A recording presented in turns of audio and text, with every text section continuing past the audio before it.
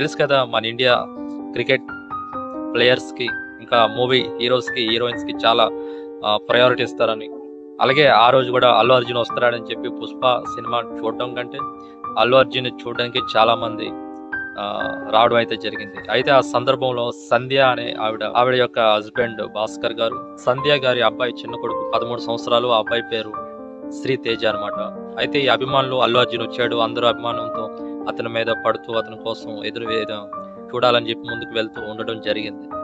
అయితే ఆ క్రౌడ్‌లో సంధ్య గారు, వాళ్ళ చిన్న కొడుకు శ్రీతేజ వాళ్ళ ఫ్యామిలీ మొత్తం పడిపోయారు. ఎవరు గూడా వాళ్ళని లేపకుంటా అందరూ వాళ్ళని తొక్కుకుంటూ వెళ్ళిపోయారు. ఎంతగా తొక్కుకుంటూ వెళ్ళిపోయారంటే మీరు వీడియో చూస్తూ ఉండండి, మీకు అర్థమవుతుంది. అలా తొక్కుకుంటూ వెళ్ళిపోయి ఎవరు సహాయం చేయట్లేదు.